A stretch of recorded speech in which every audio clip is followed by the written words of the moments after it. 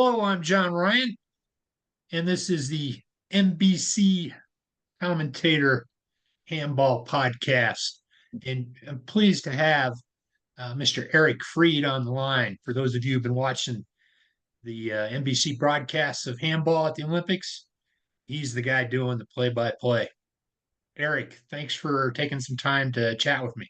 Thanks for the invitation, John. I hope you don't mind. I'm wearing my glasses to better hide the rings under my eyes. We had the 3 a.m. wake up call today. So navigating the change in my sleep patterns has been one of the many challenges, but it's been a thrill to be here. So it's a little coffee on your wake up A lot of call. coffee, a lot of coffee. Well, I got to stagger because we're stuck in this. We're in Stamford, Connecticut, and we're in this small little booth. And if you go all in on coffee too much, as you well know, it's not like there's a timeout in handball that you can go run to the bathroom. So, it's like when you're driving in the highway with your dad, like, here's the last rest area for a while. Does anybody got to go? And then, so I make sure I've gotten pretty good at that, just making sure my coffee consumption is in line with starts, half times, and end of games. I hadn't even contemplated that aspect. Of course, I'm able to go on Peacock and, put it in my stuff and Yeah. wait to get up in the morning. I guess that's a nice luxury that I have as someone just It's watching the games. Yeah, I mean, the way the sausage has been made for us, we've done anywhere from 2 to 3 games a day. We haven't done all 6 games a day. We do it live. We're taking the world feed and we're in a booth, Don Lewis and I, in front of a monitor that's 15, 16-inch monitor. It's not that big, but it's a good feed. We're seeing exactly what you see. We have no heads up as to what's coming. If it's a replay, if there's a graphic, if there's a shot of somebody in the stands. And thank goodness Dawn has been around handball for so long, because they could have a random shot of somebody who played 20 years ago and she knows who that is. So she's been amazing to work with. And we call games, but we haven't done every game. And then we aren't quite sure like when things are. USA Network has been running our stuff on linear television pretty regularly, like from 8 o'clock, that 8 o'clock window, 11 o'clock, which is great, prime time. I'm hearing from a lot of people who have been watching it that way. I think Peacock has been great for hardcore fans such as yourself to see everything and not miss anything. And you're someone I know who you don't wait every 4 years. That's not when you get into handball, but this is the celebration. This is the payoff, the highest level. And you don't want to miss a match. And from everyone I've heard from, and when I come back here to watch, when I'm not doing a game, Peacock's been a great way to catch up on everything. Yeah, and we'll get into that and how people are watching and stuff. But first, I thought tell me a little bit about your background. I looked up there. It looks like you've followed a lot of sports. You've been in this business for a while. Can you give me a quick background on your background, just in commentating in general. Well, yeah, I've done it a long time. I do not color my hair gray. It's just natural. And I got out of college in 1988 and I went to Ithaca College. It was a great broadcasting school. And I always had a love for a lot of different sports. When I was a kid, this will show my age, I loved getting the morning paper and reading box scores and the standings and memorizing. And I loved sports trivia and everything about it. I loved playing a lot of different sports as well. And just as I developed in the years after college, I just loved being a jack of all trades and a master of none. I mean, that's just the simple way to put it. I never focused in on one sport. I love doing basketball, high school sports, college sports, baseball, softball, soccer, football, hockey. I think handball probably brings me up to like a dozen different sports. I should really go back and count it all up. I had not done handball before the Olympics, but I had a handle on how to do play-by-play and being around a lot of different sports. And I know handball because I'm one of those who, while not following it between Olympics, loved seeing the Olympics, wanted to know more about it. And now that I'm immersed in it, I love it even more. And that's why I got into the broadcasting business, because I can just latch on the sports, and I love so many different sports, and just being just trying to come up with those words to describe what's happening is a lot of fun, is a challenge. And I'm glad it's my career, and I'm glad handball came into my life right now because it's been a great thrill to call it. I hope I'm not screwing it up too much for you and the diehards, the loyal ones. But I think it's been, and maybe you can, think differently than this. I've heard from a lot of people. They said, I didn't know you did handball. And I said, I didn't know either until a couple of weeks ago. But I think in some ways it's good to have someone who's got like definitely an outsider's perspective, someone who can appreciate it and try to sell it better to casual American fans because it checks so many boxes. And, pace of play moves, all the things they're trying to fix in other sports. Why are games taking so long? Baseball games, let's have a pitch clock. Let's put a automatic runner on second base in the 10th inning. All these things like trying to speed up play. Handball's already there. And those are the things I'm seeing and in all my experience in all these different sports that they're trying to get to. Handball's got a lot of the answers. So that's why I've loved calling it. I've loved every minute of doing it so far, even though I hadn't done it before. I wish I had done it before. I know I'm a little late to the game, but I still hope I have a few years ahead of me to keep doing it because I've really enjoyed it, and it's been an honor to add it to my list of sports that I've done. How did that evolve? How'd you get the gig calling handball? I worked full-time for ESPN. I've been with them for a long time. I was a freelancer for years before that, so I would work for a lot of different companies doing a lot of different sports. ESPN was gracious enough to bring me in several years ago. I had done a lot of smaller deals with them. I'd done some football for them, some basketball for them, some hockey. And then I gave up a lot of the other full-time stuff I was doing to go freelance stuff I was doing to go full-time at ESPN. When I most recently did a new contract, I said one of the goals I always had, one of the dreams I always had was to do the Olympics. And I know a couple of people, in the NBC world who are said, well, if there's ever an opportunity and we can make things fit, we'd love to have you, which was very generous. And, I had a kind of a soft invitation from NBC, nothing promised. I worked it into the ESPN. People were very gracious, knowing it was something I really wanted to do. And when I said NBC, I can do it, they were the ones who paired me with handball, probably because, the people I know there, I've worked with them in other sports and other games that I knew, for their telling, I'm a pretty quick study. I take a lot of pride in trying to get things right. I'm the son of a former newspaper editor. So my papers in school would be graded in red felt tip pen. So I learned how to try to get things right and get them right the first time. And I think all those things helped, putting me into a new sport. But that's pretty much the way it all came together. I was invited by NBC 20 years ago to go, and the network I was working for at the time wouldn't let me out of my commitment to them, which I understood. But it was heartbreaking. It was Athens. It was going to be in person. This is different. I'm not in Paris. I'm in Connecticut. But it still, to me, feels like a great thrill. So I'm glad it worked out. I'm glad they invited me, and that ESPN was gracious enough to let me be with them here for 3 weeks. Yeah, thanks for all that background information. It gives me a pretty good perspective, and I'll give you a few accolades. Not just doing this because you're on the podcast, but you should have started with that first, because it would make me feel warm and fuzzy and say really nice things. But it's all right. We're what, 10 minutes in, 9 minutes in. This is perfect time for that. Sure. So anytime you do a new sport, and I've seen people do it with Don since Athens. You can rely on your crutch right next to you a lot or a little. And it's very clear to me, even though you're not a handball guy, you did some homework prior. Oh, I appreciate that. I did. I did all I could to immerse myself in anything I could find.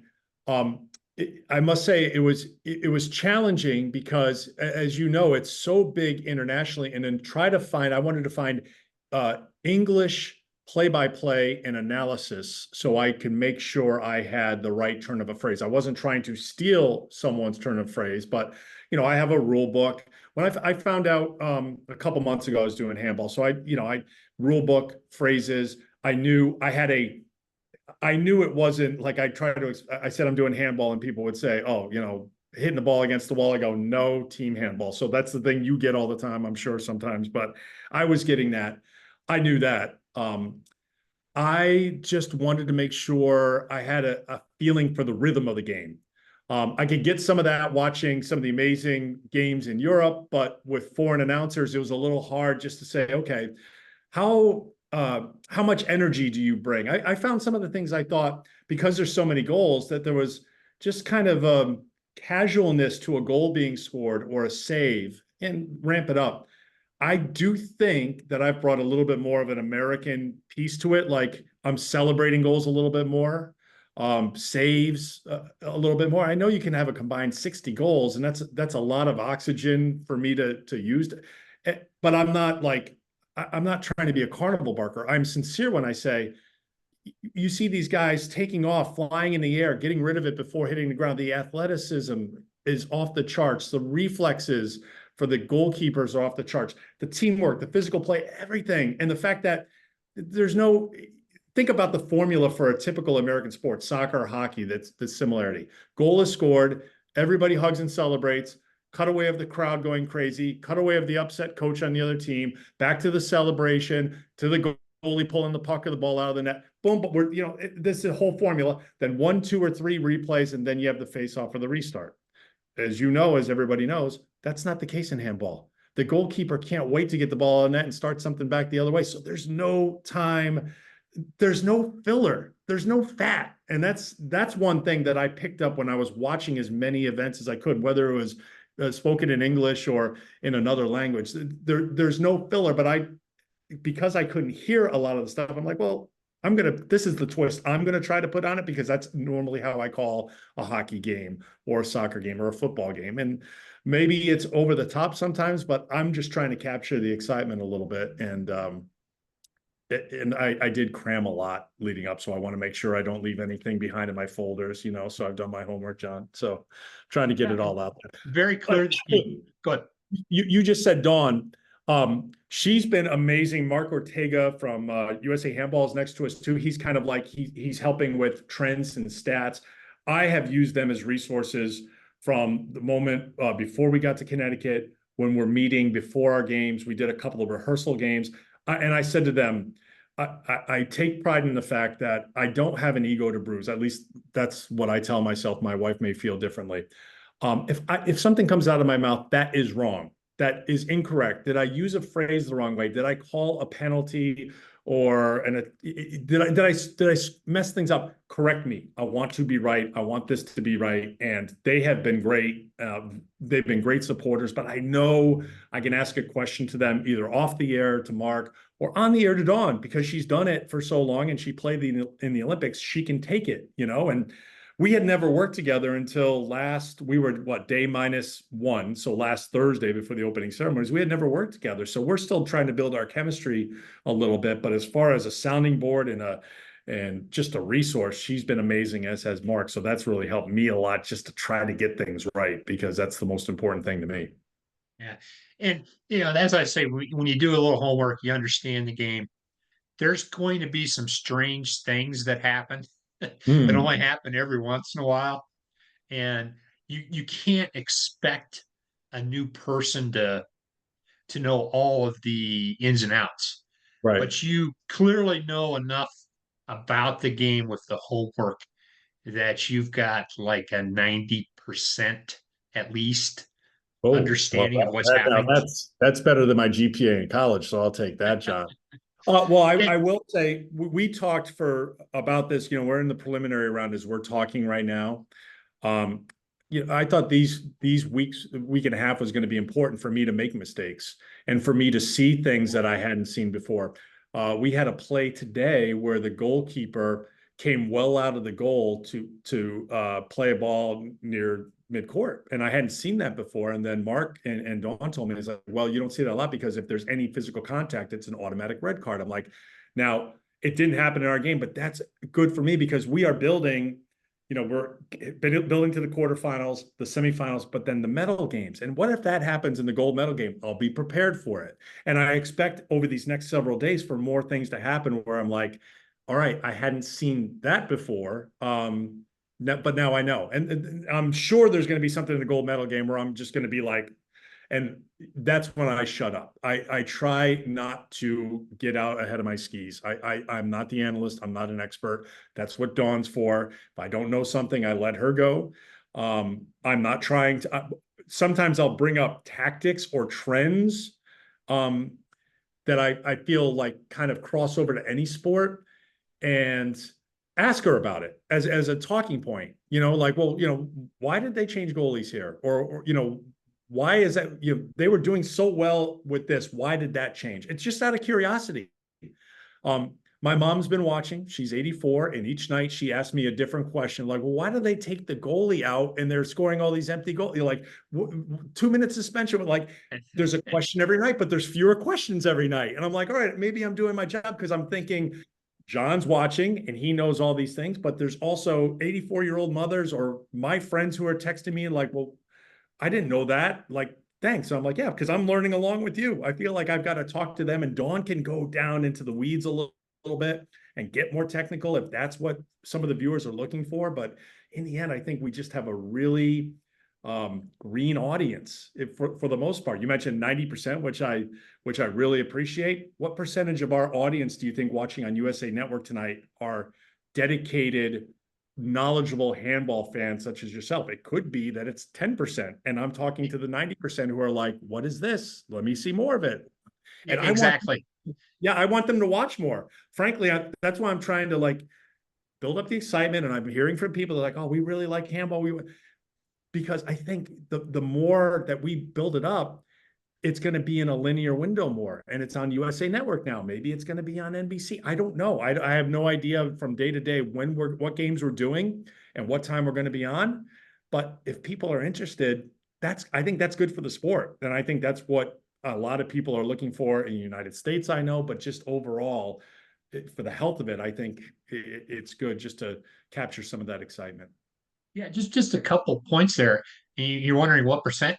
I saw you guys on the first day Mm-hmm. because That it was Thursday like before the opening ceremonies, right? Yeah, we were on 3 a.m. We did the 3 a.m., 5 a.m., and 8 a.m. games, I think, if I'm because it was one of the few things on, but right. now there is so much on. I Yep. had to I had to make a special effort to say, hey, I'm interviewing this guy. I haven't heard him since day one. I had to Yeah. go find the broadcast, and the reason, which is fine, because I think what you were just saying there, it might be 5% are handball people. Yeah. It might be even lower because the dedicated folks like us are watching on Peacock, and Mm-hmm. we're getting that feed.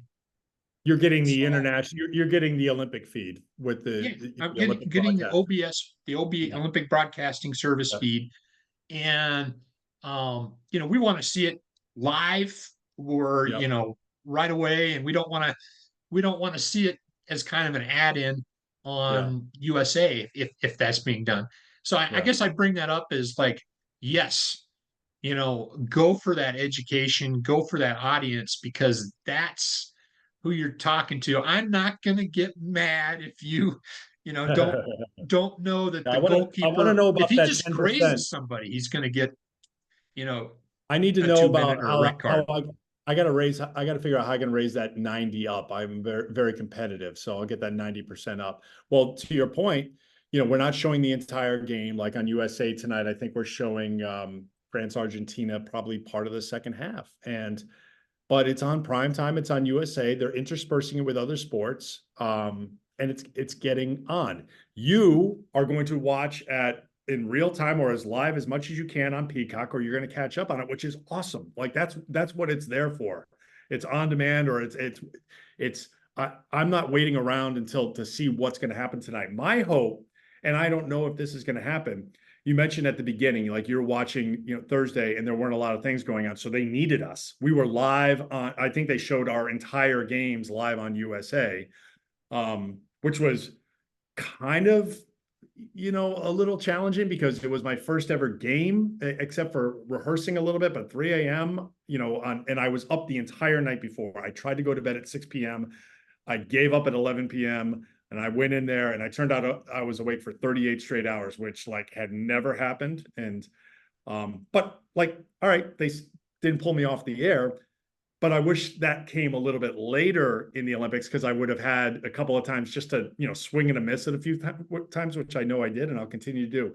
My hope is that as we go further on, the amount of games condenses a little bit more. So they're looking for some content, and they've heard about handball, the programmers, and they want to put some more on. And we got the added piece of it's going to take some work for the men, but the women are arguably the best team in the women's competition. The crowd's been electric and they love that atmosphere. And maybe that gets live on NBC or USA for the gold medal or the medal round. I don't know. We're just trying to build to that, and maybe we just keep doing what we're doing.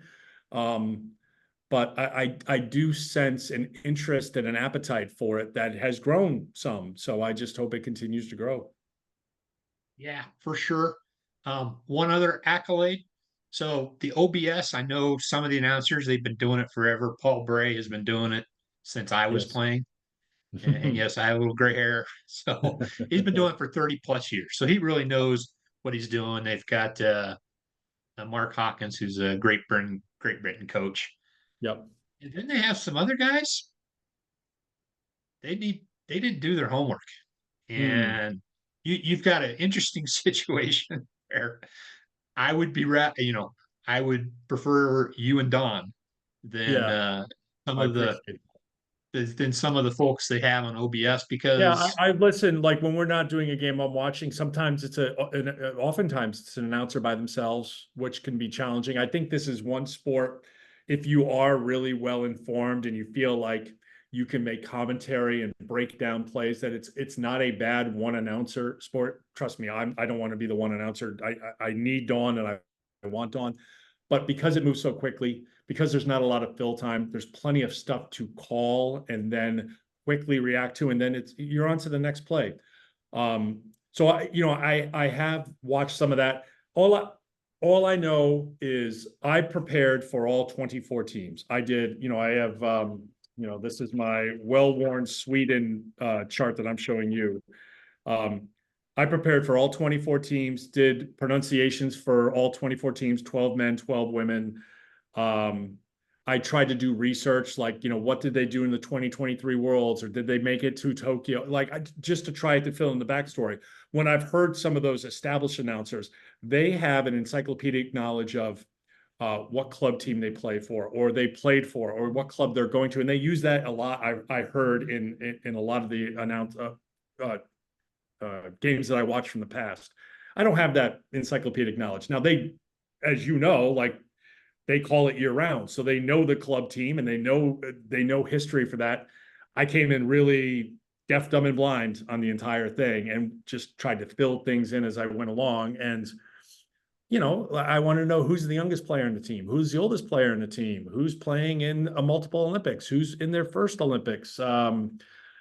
Because I just love the history and the backstory for individuals and for the teams, and that was fun to dive into. So that was part of the research. It's a little tricky when you try to find out, like, we're trying to find out how France is reacting to the men's team going 0-2 to start and then scratching out a tie against Egypt.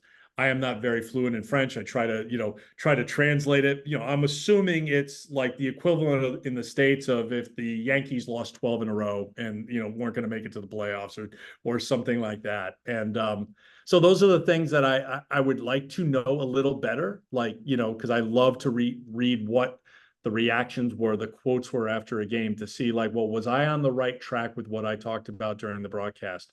Is there something we missed? Is there something we need to bring up for next time? And the language barrier gets in the way a little bit, but Google Translate's helped a little bit too. So it's very using the helpful. tool. We didn't used to have quite such good translation back in the No, day, no. so it's much better. But Yeah. um, you actually brought up a point which my normal partner, he's on the road to the Flanders, New Jersey tournament, so he couldn't join us. But he had a question about the one versus two man team, and you've already kind of answered it. But do you think for handball to become uh, more often broadcast in the U.S., do you think it needs to have a more of a USA two-man style team? Because I don't think there's very many one-man broadcasts of anything hardly in the No, U.S. no, baseball would be one, just because and even now, baseball used to have quite a few people who would do an inning or two by themselves, or Vin Scully would do the whole game by himself, for example, but it doesn't happen too often. There's a lot of minor league teams or college teams that have one broadcaster doing both. I think, in this case, I think you need to have, even though I'm picking up quickly on it, I think you need to have an expert who knows the rules, who can recognize trends in games as they happen. So I think it's important for that. Um, I don't think two announcers would be any sort of stumbling block for a network or somebody to say, oh, we want to put more of that on. I do a lot of work, like I said, Dawn has been doing this for many years, but she doesn't do it until the next Olympics rolls around. And one of the things I've done for years, whether I work for ESPN or someone else, is I work with a lot of novice announcers, not all the time, but sometimes. And it's the dad in me. I try to coach them up. I know how to handle the ins and outs of breaks and picking up the broadcasting stuff. I can help tee you up because in my role, I'm in the handball parlance, I'm a center back. In the basketball parlance, I'm a point guard. I need to set you up. It's up to me to put you in a position to succeed. So if you're a novice, if you're raw, if you're green as an analyst, I can make that work, because I know how the broadcasting works. I don't think you want to hear me be the expert analyst on handball as well as doing the play-by-play, because I think that's a disservice to people who, that 10%, 5% who want that next level, that next layer of how something happened, why something happened, where it's going from there. So you would see like if because we there are you know broadcasts out there. This wasn't the case not too long ago. Mm-hmm. There's both the Champions League, which I'm sure you saw some of those Mm-hmm. done via EHF TV, and then the German Bundesliga has a package HBL Mm-hmm. TV, and they typically have the one broadcaster announcer. Do you think like if ESPN or Peacock or somebody was uh, to get on board that they would want their own announcers, or would they would just go with the experts, if you will, that that are Well, already provided? not to divulge. I don't think I'm breaking the Peacock bank, so I don't think it's a cost thing or anything like that. It could be having people who actually have done it. That could be. I will say I don't think anybody or everybody would just jump in and do a sport they're uncomfortable with. It's because I've done a bunch of sports before. I know, all right, well, you're gonna make mistakes. Don't embarrass yourself and learn as you go. It's out of the comfort zone for some people. So, but I still think um, if there's an appetite for it, and it is tied to money. Like if they can get a feed from Germany that they can just carry somewhere or retransmit for a very small cost, they would do that. But what appetite is there for it would be the question. I think that's always the question. Are the eyeballs there for whatever they would carry? Yeah, and that's the big question for me. Um, I would love to see it become more of a year round thing.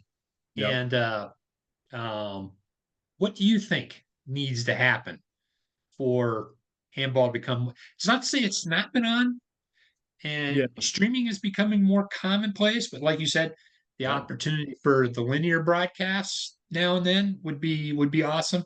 What do you Yep. think handball needs to do to break through its once every 4 years cicada cycle? Yeah, I mean, you would know better than I and the people you talk to on a regular basis. I mean, I know funding and facilities start, like getting people interested, getting them to financially support or to participate.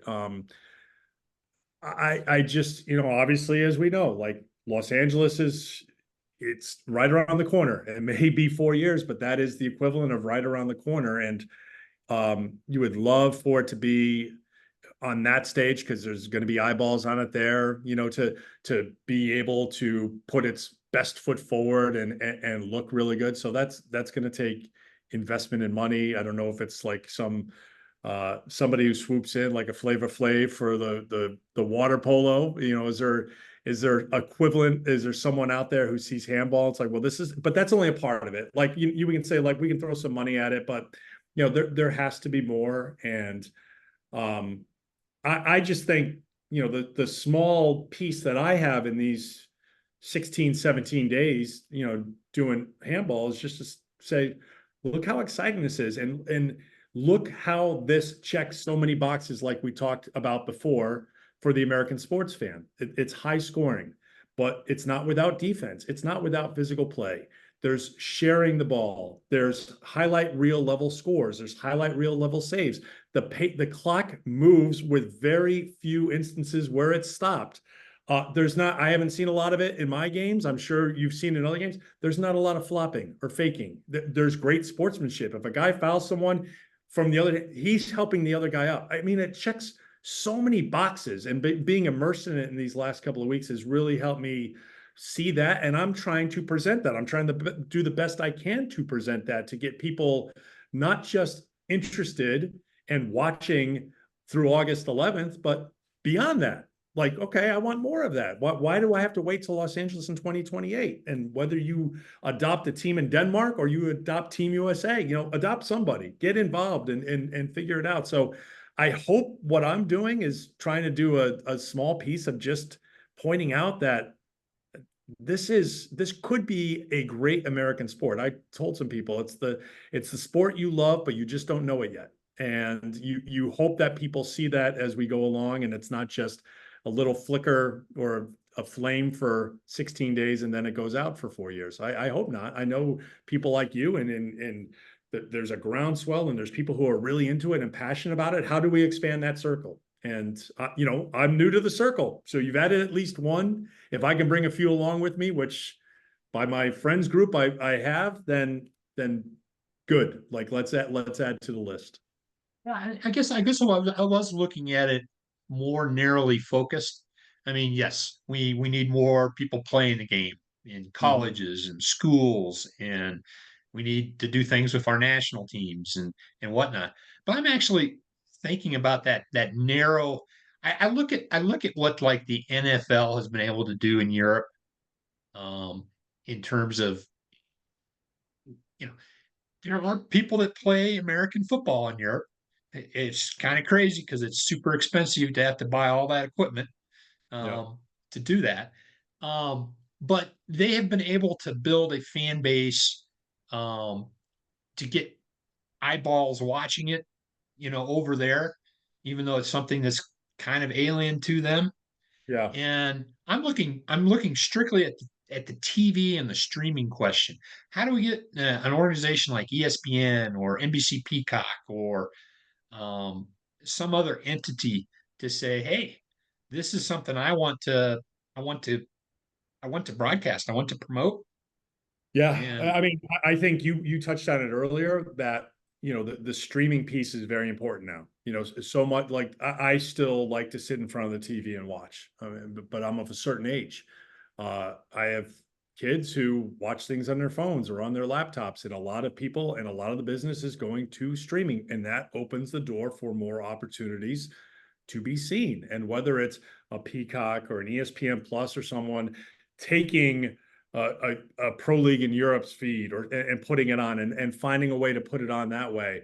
Um, or you would love to get to the point where it's producing events that are happening in the States, especially in the run up to the LA Olympics. And I wonder too, like, would there be a little bit more seen leading to LA in 2028? Would there be stuff put on Peacock or ESPN Plus? Globally, the sport has to grow, not just the United States. I mean, it's huge, as I've seen in Europe, and it's got its popularity in South Korea and Japan and Argentina, South America. But how is it going to grow a little bit more globally? And can that European and otherwise lift up the United States as well. Like, how do they help grow the game in the United States? I think some pressure and some responsibility have to be put on world handball to make United States better, because that would serve the global game even better. That's just me spitballing out loud, but you would hope by LA, you'd see a little bit more, but I don't know. You've been through this cycle plenty of times before, where probably went away for too long after Tokyo, and here it is for 3 weeks. How do Yeah, we it sustain is. it It between? is. You do bring up a good point that we do have advantage of a hosted Olympics coming up. And even way back in 1996, ESPN did a US Brazil friendly Okay, on ESPN. So it's precedent. not Maybe they out. can bring it back. I can make some calls. I don't have any. I don't have many connections in programming, but I'll offer my services. That's the best I could do, I think, Well, John. well, So, that is an excellent aspect, and we're gonna go ahead and wrap up here. But I do want to chat with you briefly offline on that. You got any other words to say to the handball community here in the 2 minutes I and 30 seconds we have? appreciate. I will say this. I appreciate your patience of a newbie learning the sport, learning to love the sport.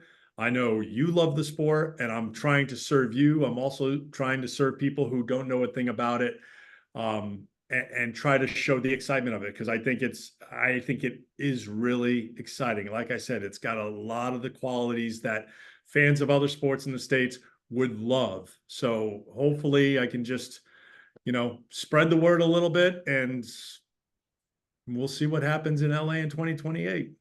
Hopefully I'll Well, be back for more. we'll see. And like I said, you had so far so good, Okay. and I'm sure you guys are gelling as a team. If they Well, throw OBS off and I'm stuck with you guys for the gold medal game, like I said, I won't feel stuck. I you guess is got me what at I'm saying. 90%. You got me at 90%. I feel good about that, but it's my goal to bring that 90% approval rating up. Okay. So Well, all that's my goal. right, we'll have an Eric Freed handball o meter No, no, that let's we'll say at put. 90%. Like, there's too many naysayers, I'm sure, out there. I like 90. That's an A in my book. That's not an A minus, that's an A. So I'll take that, John. I'll try to All right, maintain. sounds great. For Eric Freed, I'm John Ryan, and thanks for listening.